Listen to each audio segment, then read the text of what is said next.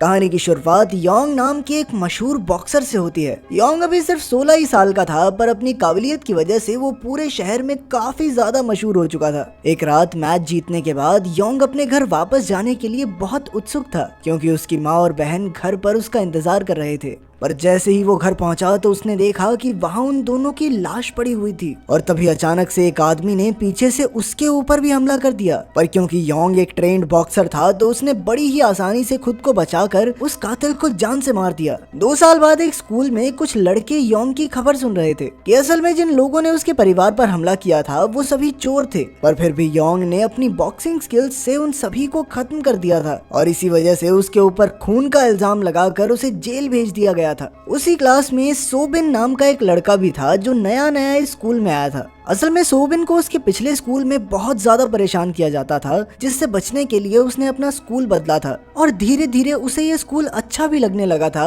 पर तभी teacher class में टोनी नाम के एक नए लड़के को लेकर आई। टोनी भी एक बॉक्सर था, और वो सोबिन के पिछले स्कूल में उसे बहुत ज्यादा परेशान करता था, इसलिए उसे अपने सामने देखते ही सोबिन बहुत ज्यादा डर गया। टीचर के क्लास से जाते ही टोनी ने अपना दबदबा बनाने के लिए कुछ बच्चों को बिना वजह ही पीटना शुरू कर दिया, जिसके बाद वो सोबिन को पीटने के लिए उसके पास आया। सोबिन टोनी के सामने कुछ नहीं बोल पाया, इसलिए उसके एक दोस्त ने बीच में आकर उसे बचाने की कोशिश की, पर टोनी ने तो उस लड़की को भी धक्का देकर थप्पड़ मारने के लिए अपना हाथ उठाया। पर तभी सोबिन ने जिंदगी में पहली बार टोनी को रोकने की हिम्मत की, पर उसकी ये हिम्मत देखकर तो टोनी को और गुस्सा आ गया। उसने सोच लिया कि इसे तो अच्छे से पीटूंगा। इधर अपने बचाव के लिए सोबिन ने एक पेन उठा लिया, पर इसे देखकर टोनी रुकने वाला नहीं था। उसने बार बार सोबिन को पेन इस्तेमाल करने के लिए बोलना शुरू कर दिया, मारना मारना साले कमजोर, मारना। और अपने आप को टोनी की पकड़ में देखकर सोबिन ने बिना कुछ सोचे वो पेन उसकी आंख में मार दिया। इसके बाद उसके ऊपर अटेम्प्ट टू मर्डर का इल्जाम लगाया गया,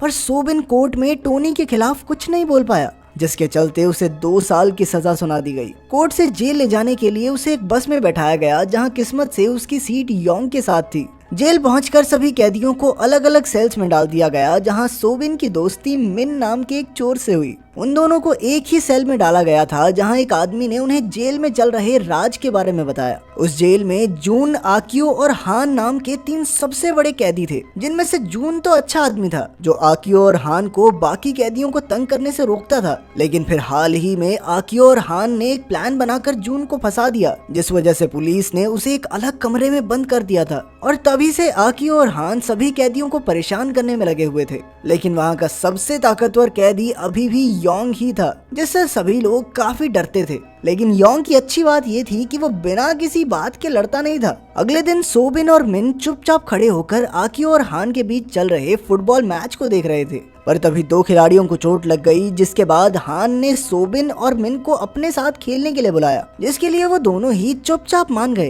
पर सोबिन को फुटबॉल ज्यादा अच्छे से खेलनी नहीं आती थी, जिस वजह से हान की टीम हार रही थी, और वो किसी भी हाल में इस हार के लिए जिम्मेदारी लेने वाला तो था नहीं। इसलिए उसने आंख बंद करके बॉल को लात मार दी, पर गलती से वो लात सीधा आकियो की टांगों के बीच में जाकर लगी, जिसके बाद गहने फूटने की वजह से दर्द के मारे आकियो जमीन पर गिर गया। वो बहुत ज्यादा गुस्से में था, और इसलिए उसके लोगों ने सोबिन को खींचकर अपने सेल में ले जाना शुरू कर दिया। वहीं दूसरी ओर सोबिन बहुत ज्यादा डरा हुआ था, और उसे अपने पिछले स्कूल में किए हुए टॉर्चर की यादें आ रही थी, जिस वजह से वो उन लोगों से रहम की भीख मांगने लग गया। लेकिन उनके ऊपर इसका कोई असर नहीं हुआ। पर तभी उन लोगों की नजर पास से ही गुजर रहे योंग पर पड़ी, जिसे देखते ही उन्होंने ऐसा बर्ताव किया मानो वो सोबिन के दोस्त ही थे। और उनके इस बर्ताव को देखकर सोबिन समझ गया कि जेल में सभी लोग योंग से डरते हैं, और अपने आप को बचाने के लिए वो तुरंत ही योंग की तरफ भागा। वैसे तो योंग फालतू चक्करों में पड़ता नहीं था, लेकिन अपने सामने सोबिन को यूं गिड़गिड़ाते हुए देखकर उसने उसकी मदद करने का फैसला किया।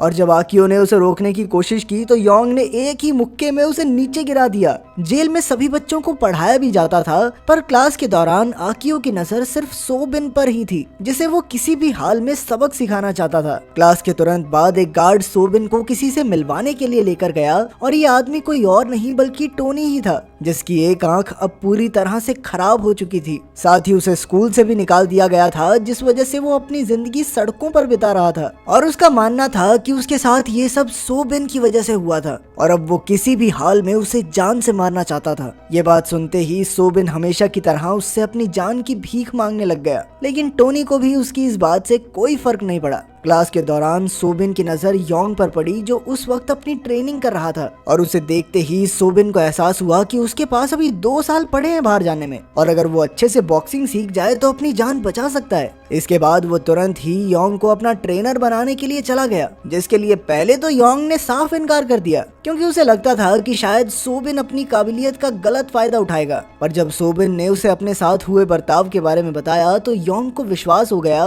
कि वो कभी भी गलत रास्ते पर नहीं चलेगा और इसलिए उसने सोबिन की मदद करने के बारे में सोचा। पर योंग को अपना ट्रेनर बनाने के लिए सोबिन को एक टेस्ट पास करना होगा जिसमें उसे 40 मिनट में ग्राउंड के 100 चक्कर लगाने थे और ये टेस्ट पास करने के बाद ही योंग उसे ट्रेनिंग देने वाला था। ये ट्रेनिंग सोबिन के लिए बहुत ज्यादा मायने रखती थी, इसलिए उसने बिना रुके ग्राउंड के चक्कर मारना शुरू कर दिया और भागते हुए उसकी आंखों के सामने सिर्फ अपने साथ हुए बुरे बर्ताव की तस्वीरें चल रही थी और इसलिए वो मरने को तैयार था लेकिन रुकने के लिए नहीं। आखिर के कुछ राउंड्स तक सोबिन पूरी तरह से थक चुका था, इसलिए योंग ने उसे रुकने के लिए कहा। पर सोबिन अपना टेस्ट पास करने का मन बना चुका था और वो पूरे 100 राउंड्स होने के बाद ही रुका। तब तक वो इतना ज्यादा थक चुका था कि वो जमीन पर बेहोश होने ही वाला था, पर तभी योंग ने उसे पकड़ लिया। उसकी हालत को देखकर योंग समझ गया कि उसके लिए बॉक्सिंग सीखना कितना जरूरी था और उसकी मदद करने के लिए उसने सबसे पहले जेलर से कहकर सोबिन को अपने कमरे में शिफ्ट करवा लिया।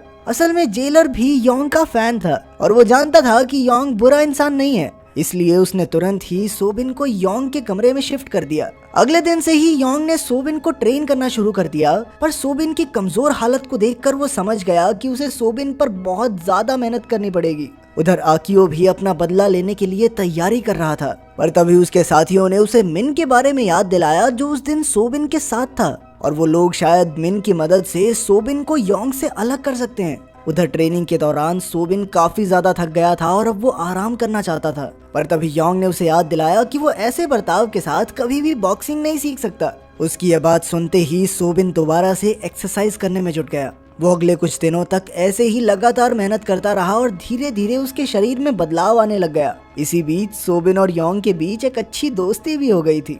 वहीं बाहर टोनी ने एक एक करके शहर के सभी गुंडों से लड़ना शुरू कर दिया और एक दिन ऐसी ही लड़ाई के दौरान एक बहुत बड़े गैंगस्टर की नजर उस पर पड़ी, जिसने उसकी काबिलियत को देखते हुए उसे अपने लिए काम करने को कहा। पर टोनी इस चीज के लिए तैयार नहीं था और इसीलिए उसने उस गैंगस्टर की बेइज्जती कर दी, जिसके जवाब में गैंगस्टर ने उसे एक ही थप्पड़ में नीचे गिरा दिया और फिर उसने टोनी को उसका ऑफर मानने का एक आखिरी मौका दिया। टोनी को पैसों की सख्त जरूरत थी और इसीलिए वो उस गैंगस्टर के लिए काम करने को राजी हो ही गया। उधर जेल में लंच के टाइम मिन ने सोबिन को बताया कि कुछ ही दिनों बाद योंग को बड़े लोगों की जेल में भेज दिया जाएगा, जिसके बाद सोबिन को आँखियों से बचाने वाला कोई नहीं होगा। ये बात सुनते ही सोबिन काफी निराश हो गया क्योंकि योंग ने उसे इस बारे में कुछ भी नहीं बताया था और इसलिए वो तुरंत ही योंग से बात करने के लिए चला गया। पर योंग ने उसे समझाया कि कभी ना कभी तो उसे खुद के लिए लड़ना ही पड़ेगा ना, और वो समय जल्द ही आने वाला है। तो उसकी बात मानकर सोबिन दोबारा से ट्रेनिंग में लग गया। उधर आकियो के आदमी मिन को तंग कर रहे थे, पर तभी सोबिन वहां पहुंच गया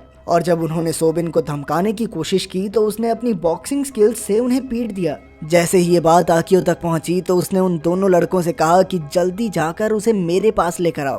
पर अब वो दोनों सोबिन की मार से इतना डर रहे थे कि उन्होंने सोबिन के पास जाकर उससे मदद करने के लिए कहा, जिसके बाद वो चुपचाप खुद ही आकियो से मिलने के लिए पहुंच गया, जहां उसने सबसे पहले आकियो से अपनी गलती के लिए माफी मांगी। पर आकियो को इस बात से कोई फर्क नहीं पड़ता था और उसने तुरंत ही सोबिन पर हमला कर दिया। पर अब ये पहले वाला सोबिन नहीं रहा था, उसने भी अपने बचाव में आकियो से लड़ना शुरू कर दिया।